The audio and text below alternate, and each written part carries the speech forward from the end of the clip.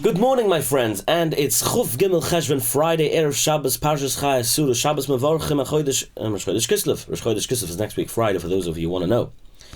On Edge is powered by Yiddish24 and provided to you by The Click. You can see and you can hear and watch my show as well in Yiddish, which is available now on Yiddish24 and on Kol Mevaser 118 from the main menu.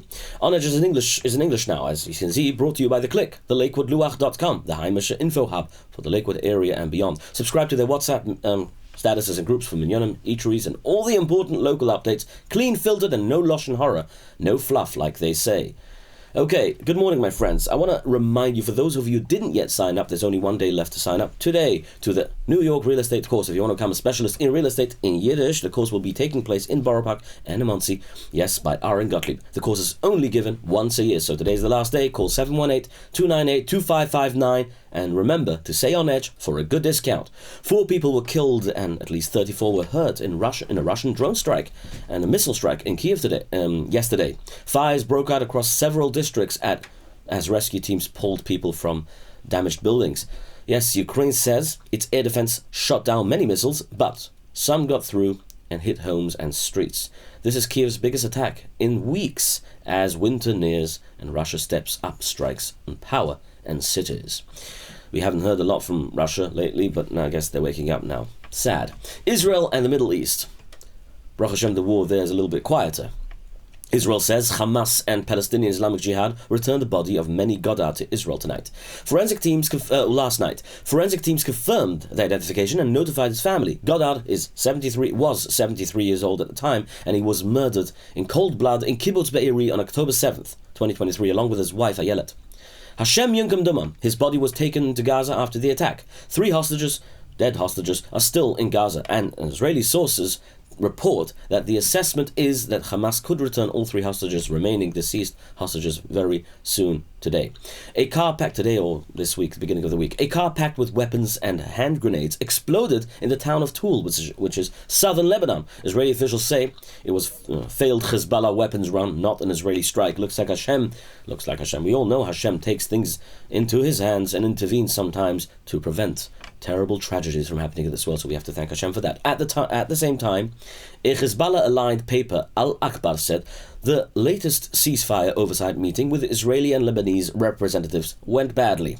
Well, might I say sadly, as expected. Prime Minister Benjamin Netanyahu says his trial is a political witch hunt and called the charges absurd. He described having to spend 3 days a week in court where prosecutors are questioning him why his son Yair got a Bugs Bunny doll at age 5 and why he accepted cigars from a friend. He said, "I need to free up my time to plan the future of the state of Israel and the Middle East. This absurdity must stop." Netanyahu repeated he will not admit to something he didn't do, and he also said he's not afraid to visit New York, even if it's under a mayor like Mamdani, who has no power anyway to do anything like that. But he said he's not afraid. Like, what's Mamdani going to do to stop me? He says Trump has called the charges against him a political witch hunt. Just like he said, Netanyahu agreed with him, saying the trial hurts both Israeli and American interests. In other political news, Mossad director David Barnea, for those who know him, will leave his post in June 2026 after nearly 5 years leading Israeli intelligence, leading the biggest and most famous Israeli intelligence agency, the one who was behind the Beeper attack.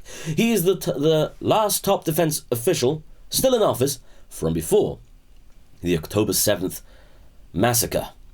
3 possible successors are being considered. Mossad's deputy chief, we all know them by code names only, Aleph, a senior figure known as Ches, and Netanyahu's military secretary, Major General Roman Goffman. Unlike others who resigned, Barnea wasn't blamed for the Gaza intel failure. He is actually credited with key operations, like I just mentioned before, including the Tehran assassination of Hamas leader Ismail Haniyeh and attacks on Iran's nuclear program, including, obviously, bringing down, we all know him as, Nasrallah. He is expected to enter business after his term. Shin Bet and Israel Defense Forces say that they have dismantled a major Hamas terror network operating in the Bet Lechem area of the West Bank.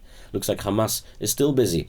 Over 40 operatives were arrested across more than 15 separate raids. Weapons, including assault rifles and M16 among them, were seized, and one terror cell was found to be in an advanced stage of planning attacks on both civilians and security forces. Israeli officials say the operation prevented major planned shootings and bombings that could have caused significant loss of life. Rahman al-Islam, thank you Hashem for this good news. You know how businesses are juggling 15 different apps, emails, chats, CRM tools, project boards, sales, dashboards, just to keep the team and customers aligned? Enter proto-byte on your keyboard today or on your phone, and they build custom online software that brings everything into a seamless system. Team chat, customer communication, data tracking, and operations all in one platform. Want to ditch the software chaos and get streamlined? Call Protobyte today on 347-354-1237 or visit, like I said, proto-byte.com today and get your systems working together instead of working against you. Protobyte.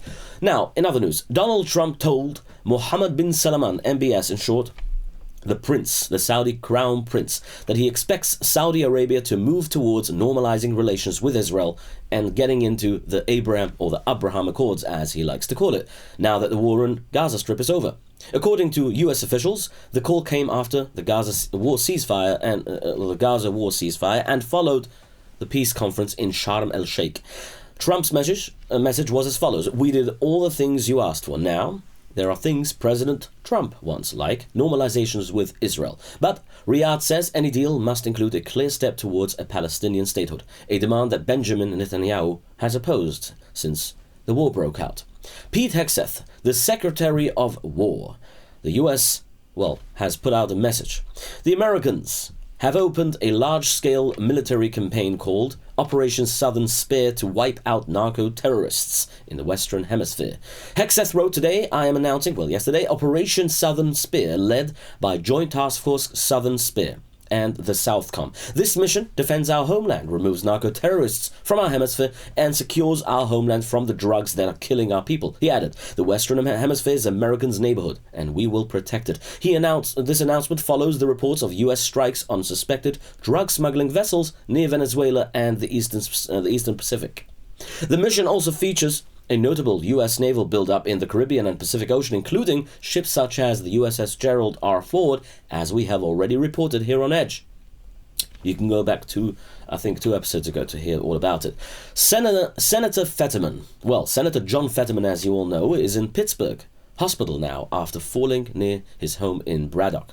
His office says a dangerous heart rhythm problem called ventricular fibrillation made him lightheaded, and he fell and hit his face on the floor. The doctors said that he has only minor injuries and he's okay, but they're keeping him for observation in the hospital just to adjust his medications and make sure he's okay. Fetterman is a Democrat from Pennsylvania, for those of you who want to know.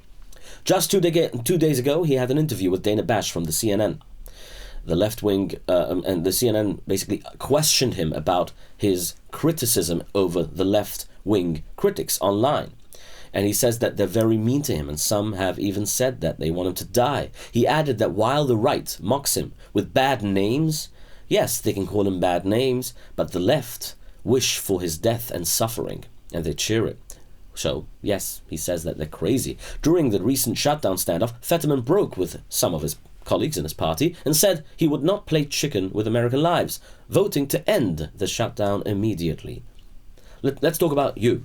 If you want to satisfy yourself and be delighted, you go and get yourself a shawarma at Shawarma Delight. You stop into Spring Valley, the marketplace, 26 Spring Valley Marketplace, next to Bingo, 2 minutes off exit 14, which is in Monsey. If you're ever in Monsey and you want to dekvik yourself, as they say in Yiddish, with a delicious shawarma, Mediterranean food is in his blood. I know the owner personally, so I can tell you one thing.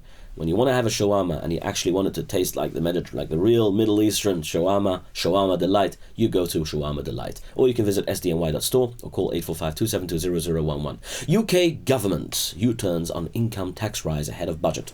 So for the Englishman here, Keir Starmer, the Prime Minister of 10 Downing Street of the UK, and Rachel Reeves have formally dropped plans to raise income tax rates in the upcoming November 26 budget, as if income tax isn't already high. But yeah, the move means that the government avoids breaking its election manifesto pledge not to raise income tax, national insurance, or VAT, sales tax, yeah? In other UK news, a UK animal rights group called Farms Not Factories, it's called Farms Not Factories, and is known for campaigning against factory farming, has been promoting anti-Semitic conspiracy theories on its website and newsletters. Some of the conspiracy theories include false accusations from the Talmud, from the Gemara, about harming non-Jews, that Jews control global banks, energy, and weather systems, and that they were behind the 9/11 attacks, of course, and the war in Ukraine, and even behind Charlie Kirk's murder. One even claimed the Rothschild family invented a kind of music in the 1930s that hypnotized the public and caused World War II. And ironically to kill 6 million of their own people. So, yeah, a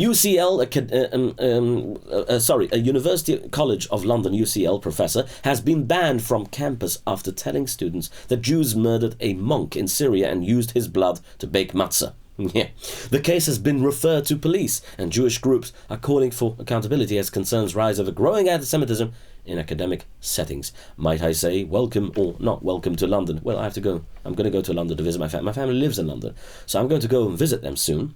And in order for me to get to the airport, I'm going to call a taxi. And yes, I'm going to call them a minute before I need to go, because I can rely on them for taking me to the airport on time, not to miss my flight, which is Arrive Express. I can call them from Muncie, 845-622-1111, or if I'm in Monroe at the time and I need to get quickly to the airport, I can call them from Monroe too, 845-254-1111. And yes, when you come and visit America, you can always call a taxi to go to Muncie or to Monroe with the same numbers I just mentioned. Arrive Express.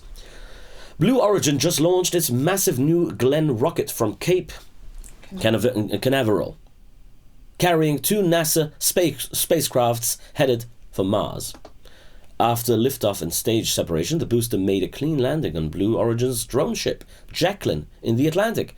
It's the first time the company has recovered a booster from its rocket. Jeff Bezos' company moves closer to rivaling with SpaceX, Elon Musk. The both of them, Elon Musk and Jeff Bezos, are on the race to space.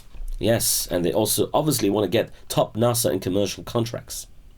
Let's go to another stunt gone wrong. A dramatic SUV stunt at Tiananmen Mountain, I think it's called Tiananmen, or Tiananmen Mountain, in China went wrong this week when Sherry tried to recreate Land Rover's famous 2018 Stairway to Heaven challenge, for those of you who know this. The test involves driving up the Dragon Road with 99 turns and then climbing 999 steps to a natural rock arch called Heaven's Gate. Land Rover pulled it off in 2018 with a Range Rover Sport driven by a pro racer called with the name Ho Pin Tung, and it was fully planned with safety checks and obviously video crews there at the time. But Cherie's Falwin X3L SUV, which is the model name for that car, Land Rover, lost traction near the top, slid backward and smashed into a guardrail. No one was hurt. Cherie apologized, admitted poor planning, and promised to pay for the damage and repairs. The stairs had been closed to tourists during the test. The failed stunt triggered backlash, especially since Tiananmen Mountain is a very famous heritage site where many tourists come and visit. Let's jump onto we'll go back to the UK for a second. BBC apologizes, the BBC network, to Trump over the doctored edit January 6th speech. As you all know, BBC has formally apologized to Donald J. Trump for what it called a bad edit of his January 6th speech in a 2024 Panorama documentary. The program cut together lines from different parts, we've already reported it several times here on Edge, of his speech, making it sound more extreme than it actually was. But it's making the headlines, so that's why I'm repeating this news. The network admitted it was an error of judgment, has pulled the film away and deleted it, obviously, from its network and launched an internal review. But it says there is no legal basis to pay compensation. Well, they're becoming English again. Trump's lawyer had threatened a $1 billion lawsuit. Trump says he feels an obligation to sue if they won't settle. Several BBC executives have already resigned over this and other editing issues. I'm allowed to say this because I'm English, so yeah. Looks like Kanye West had influence on his brothers. Kanye West, for those of you who remember, went to Rabbi Pinto to apologize for his Heil Hitler song that he made and for the other very derogatory, terrible comments and anti-Semitic rhetoric on Twitter, on X, that he made over the past, I don't know how many months. And he went to Rabbi Pinto to ask him for forgiveness, to repent. And Rabbi Pinto accepted his forgiveness, obviously. So it's interesting. So, what happened? International rap star Young Thug visited Rabbi Yoshua Pinto this week to receive a bracha and a personal guidance. The meeting comes just days after Kanye West went to him and apologized for years of hate against Jews, including, yes, like I said, the latest song, Heil Hitler. Kanye expressed what he called profound remorse during the meeting. He reportedly asked forgiveness for his anti-Semitic behavior and said he wanted to make amends. Rabbi Pinto, a well-known Rov, a Kabbalist, a Mekibel with a large following, has long been sought by celebrities, major celebrities in America, and public figures for spiritual advice and blessings. Let's talk about interesting things that happen in the world. A giant mezuzah, nearly 5.5 feet tall, was installed this week at the Jewish Young Network Center in Toronto, led by Rabbi Shmuel Nachlas. It took 3 years to write, and was donated by Rabbi Yossi Ostfeld with a total height of over 5.5 feet. It's now the second largest mezuzah in the world, just behind the one placed earlier this year at the Chabad Center in South Brunswick, New Jersey. Meanwhile, Canadians are quietly boycotting trips to the US, including cities like New York. Maybe it's because of Mamdani coming in? I don't know. New numbers show... No, I'm joking. Obviously, you know why. Because Trump is threatening to make it the 51st state. And obviously because of the trade and all the... Well, the most recent message from Trump was that all trade deals and conversations on null are basically terminated. Hereby terminated. And thank you for your attention to this matter, he said. New numbers show that travel is down more than 30% by car and nearly 25% by air. The slump's been going on for 10 straight months and linked to backlash over Trump-era tariffs, rising costs, and political tension. The American tourism industry is obviously feeling it, with Canadian travel way below normal. Well, I don't know if we're feeling it down here, because my in-laws live in Canada and we don't plan to stop traveling there, and they don't plan to stop traveling here. So, as far as I'm concerned, travel hasn't gone down in our area. But yeah, anyway, it's just me. YS Capital Group also feels the same when it comes to, getting a loan from a bank. Everyone says it's so hard to get a loan from a bank because the closing costs and this, but they feel like not happening on our end. I can tell you one thing: we can give you a loan with no closing costs. Yes, no all those fees attached. He's clearly, you know what? Call him. Don't just take my word for it. Call him. 718-831-2168. The information is all there for you. Call him and get your loan. Get your $1 million to buy yourself a building and make some money. YS Capital Group. Stocks fell hard today across the board. I don't like saying this bad news, but yeah. Well, tech shares took the biggest hit as investors lost hope for a Fed rate cut anytime soon. Somebody told me, by the way, I don't yet know the information, but I'm just going to tell you that overall you can look it up yourself. Maybe tell me if you know more about it. There's a special app or a website that actually follows political figures, and like Nancy Pelosi is a good figure. My friend Moshe from Jackson told me, well, in Lakewood, told me that he follows Nancy Pelosi's way of investing, her portfolio, and whatever she does, he does, and it's he's shown successful. Let's go to History on Edge, shall we? History on Edge, provided to you by The Click. Let's quickly run through it. What happened on this day on the Chof Gimel Cheshvan? Chof Gimel Cheshvan, which was 1277 CE, is the High Lamed Ches. King Edward of England, talking about England, King Edward I of England arrested 680 Jews for allegedly counterfeiting. 269 was sentenced to death, and Edward seized their property. Hashem Yinkan Dumai. Let's talk about another thing that happened today on Reish Ayin Vuv, which is 1525 CE. Jews in Buda, Hungary, were expelled by Queen Maria after being falsely accused of helping the invading the Ottoman Turks. Also, what happened in Tufreish Tzadik Tes, that's Chof Gimel Cheshvan, Tufreish Tzadik Tes, that's 1938, November 18, it was then at the time, 1938. There were certain laws that came back into place. These laws were modeled after Nazi Germany's Nuremberg laws and stripped Italian Jews of their civil rights, citizenship, and jobs in government, education, and the military. Jews were banned from owning large businesses, marrying non-Jews, and sending children to public schools. The decree marked the beginning of the state-sponsored persecution of the Jews in Italy, leading to the deportations and the collaboration with the Nazis during World War II happened on this day. So, Hashem Yinkan Dumam, and obviously we all know Mashiach is coming, so we're not worried, we're not scared, we're not afraid of all those people. Pesach is coming soon, so yes, get ready. Start getting to know the song and the meaning, obviously, behind it, and also what happened today, which is, let's end it with a good note, in Kif Chuf Dalet, it's called, 164 BCE, on Chuf Gimel Cheshvan. The stones of the Mizbeach, defiled by the Greeks, were removed from the Beis HaMikdash, and a Yom Tov was established to commemorate the event. It's called Yom Tov de Mizbuchu, according to the Gemara and Tanis. And with that, my friends, have a wonderful Shabbos and a good Chodesh Shabbos, the Shabbos Mevachim. And I don't know when the Moiled is, but I'm sure your Gabbai will tell you. Have a wonderful Shabbos, and looking forward to see you next week. Be'ezra Hashem Yisborach. On Edge.